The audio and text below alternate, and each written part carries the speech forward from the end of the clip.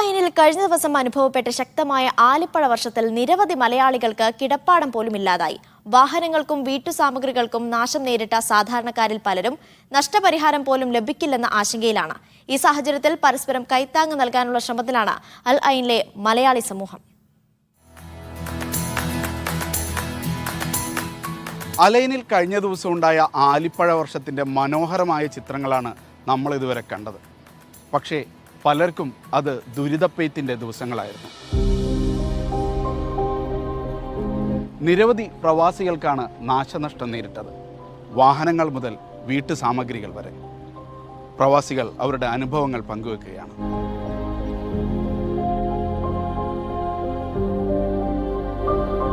എല്ലാ മരങ്ങൾക്ക് പലതിനും ഇപ്പോൾ ഇലകളില്ല.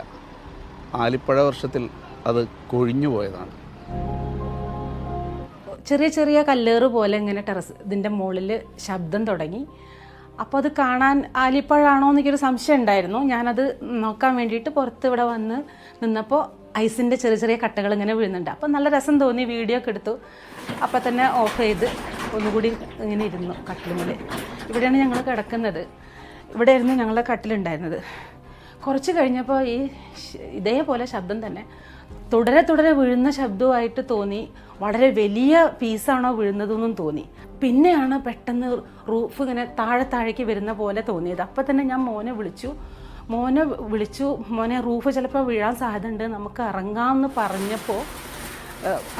പറഞ്ഞതേ ഓർമ്മയുള്ളൂ. പെട്ടെന്നാണ് ഒറ്റ സമയത്ത് ഈ 4 ഭാഗത്തെ കൂടി റൂഫ് ഒരുമിച്ച് ഞങ്ങളെ മേലേക്ക് പതിച്ചത്. കാരണം അത്രയും വെള്ളത്തിൻ്റെ ശക്തിയോട് കൂടിയിട്ട് അത്രയും വെള്ളം ഞങ്ങളെ മേത്തേക്ക് വീണു. ആ വെള്ളത്തിന് വളരെയധികം തണുപ്പായിരുന്നു. ആ തണുപ്പിൽ തന്നെ ഞങ്ങൾ ആകെ പേടിച്ചു പോയി.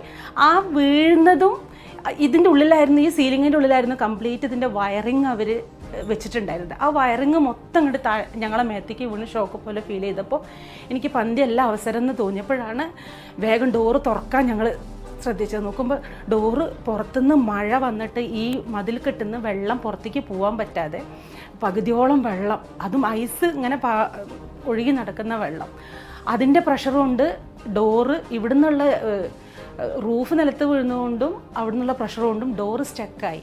അങ്ങനെ ഞാനും മോനും കൂടിയും ഡോറ് വലിച്ചു തുറന്ന സമയത്ത് മോന് ഒന്ന് ചെറുതായിട്ട് അവിടെ സ്ലിപ്പായി. പക്ഷെ ഞങ്ങൾ 2 പേർക്കും കാല് പുറത്ത് വെക്കാൻ വയ്യ. കാരണം ഇവിടെ നിന്ന് അങ്ങോട്ട് മരവിച്ച പോലെ ആയിട്ടുണ്ടായിരുന്നു. എപ്പോഴോ പോയൊരു മിസ് കോളിൽ നിന്ന് ടീച്ചർ തിരിച്ച് വിളിച്ചപ്പോഴാണ് സ്കൂളത്തെ നവീൻ സാറ് ഒരു വണ്ടിയുടെ സഹായം പോലും ഇല്ലാതെ ഓടി വന്ന് ഞങ്ങളെ രക്ഷിച്ചത്. ആ ഒരു 20 മിനിറ്റ് ഞങ്ങൾ ഇവിടെ പുറത്ത് നിന്നപ്പോൾ അതിശക്തമായ ഐസിൻ്റെ ഏറും മഴയും മിന്നലും കാറ്റും കൂടി ഒരേ സമയം ആ ഒരു 20 മിനിറ്റ് ഞങ്ങൾ അനുഭവിച്ചു.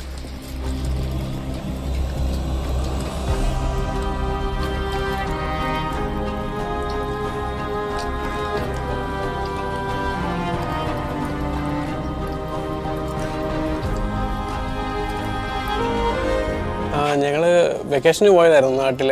പെട്ടെന്നായിരുന്നു ഇങ്ങനൊരു ഭീകര സംഭവം ഉണ്ടായത് അറിഞ്ഞത്. പെട്ടെന്ന് തന്നെ പെട്ടെന്ന് ഫാമിലി ഉൾപ്പെടെ എനിക്ക് ഓട്ടാൻ പറ്റത്തില്ല. വെള്ളം മുഴുവൻ കയറിയിട്ടുണ്ടെന്ന് അറിഞ്ഞു. ഫ്രണ്ട്സൊക്കെ വന്ന് നോക്കിയപ്പം വണ്ടി ഉൾപ്പെടെ മൊത്തത്തിൽ വെള്ളത്തിലായിരുന്നു. അപ്പോൾ ആ സമയത്ത് ഇവിടെ വന്ന് രാവിലെ തന്നെ ഫ്ലൈറ്റ് എടുത്ത് തിരുവനന്തപുരത്തുനിന്ന് ഞാൻ കയറി വന്ന്, ഉച്ചയ്ക്ക് ഫ്ലൈറ്റ് ടിക്കറ്റ് ചാർജ് കൂടുതലായതുകൊണ്ട് തിരുവനന്തപുരത്തുനിന്ന് കയറി വന്നു. ഇവിടെ വന്ന് കഴിഞ്ഞപ്പോഴത്തേക്ക് വീടിനകത്തോട്ട് കയറാനേ പറ്റത്തില്ലായിരുന്നു. മൊത്തത്തിൽ നഷ്ടം ഉണ്ടായെന്ന് വെച്ചാൽ ഇലക്ട്രോണിക്സ് ഐറ്റംസ് എല്ലാം പോയി. ഫ്രിഡ്ജ്, വാഷിംഗ് മെഷീൻ, പിന്നെ TV ഇതിലായിട്ടും വർക്ക് ചെയ്യില്ലെന്ന് അറിയത്തില്ല. അതിൻ്റെ ആ ഒരു ലെവൽ വരെ വെള്ളം വന്നിട്ടുണ്ടായിരുന്നു. സ്പീക്കേഴ്സ്, പിന്നെ ബാക്കിയുള്ള സാധനങ്ങളെല്ലാം പോയി. കബോർഡ്സ് അങ്ങനെയെല്ലാം പോയിട്ടുണ്ട്. പിന്നെ എൻ്റെ കാറും പോയിട്ടുണ്ട്. അത് ഇതിലായിട്ടും വർക്ക് ചെയ്ത് നോക്കിയിട്ടില്ല. വെള്ളമാണ് ഫുള്ള് വണ്ടിയിൽ.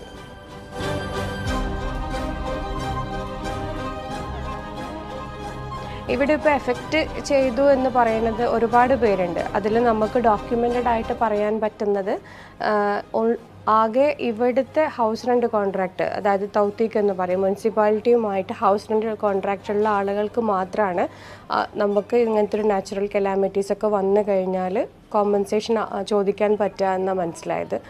അപ്പോൾ പക്ഷേ അത്തരത്തിലുള്ള ആളുകൾക്ക് പിന്നെ ഇങ്ങനത്തെ ഒരു ന്യൂസ് ഒന്നും ആയിട്ട് എസ്കലേറ്റ് ചെയ്യേണ്ട ആവശ്യം വരുന്നില്ല. കാരണം അവർക്ക് ഓൾറെഡി കോമ്പൻസേഷൻസ് കിട്ടും. ഇപ്പോൾ വിനി ടീച്ചറാണ് എന്നെ ഈ ഒരു സമയത്ത് ഫസ്റ്റ് എന്നെ വിളിച്ചത്. വിനി ടീച്ചറുടെ വീട്ടിലെ അവസ്ഥ വന്ന് കണ്ടപ്പോഴാണ് ഇതുപോലെ സമാനമായ അവസ്ഥകളിലൂടെ പോകുന്ന സെക്കൻഡ്, അതായത് ഈ റിയൽ എസ്റ്റേറ്റുമായിട്ട് മാത്രം ഹൗസ് ഓണറുമായിട്ട് ഡയറക്റ്റായിട്ട് മുനിസിപ്പാലിറ്റി കോൺട്രാക്റ്റ് ഇല്ലാതെ താമസിക്കുന്ന ആളുകളുടെ ബുദ്ധിമുട്ടുകൾ മനസ്സിലായത്.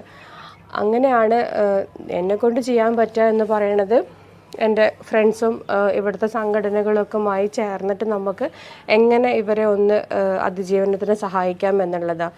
വളരെ ആവശ്യമായിട്ടുള്ള ഒരു കട്ടിൽ, ഒരു ബെഡ്, ഒരു ബ്ലാങ്കറ്റ്, കാരണം ഇപ്പോൾ ടെമ്പറേച്ചറൊക്കെ നല്ല താഴ്ന്നിട്ടുള്ളൊരവസ്ഥയാണ്. അപ്പോൾ അവർക്ക് വേണ്ട വളരെ ബേസിക് ആയിട്ടുള്ള ആവശ്യങ്ങൾ, അതിൽ തന്നെ ഇപ്പോൾ എല്ലാവർക്കും നമുക്ക് ഒറ്റയടിക്ക് വാഷിംഗ് മെഷീനും ഫ്രിഡ്ജുകളും ഒക്കെ എല്ലാം കൂടെ മേടിച്ച് കൊടുക്കാൻ പറ്റുന്നില്ല. അപ്പോൾ ഇന്ന് മുതൽ റിപ്പയറിങ്ങിന് ആവശ്യമായിട്ടുള്ള, അതായത് റിപ്പയർ ചെയ്യാൻ പറ്റുമോ ഇല്ലേ എന്ന് നോക്കിയിട്ട് ഇറിപ്പയറബിൾ ആയിട്ടുള്ള ആളുകൾക്ക് നമ്മൾ ഇലക്ട്രോണിക്സ് ഐറ്റംസ് സപ്പോർട്ട് ചെയ്യാമെന്ന് വിചാരിക്കുന്നു.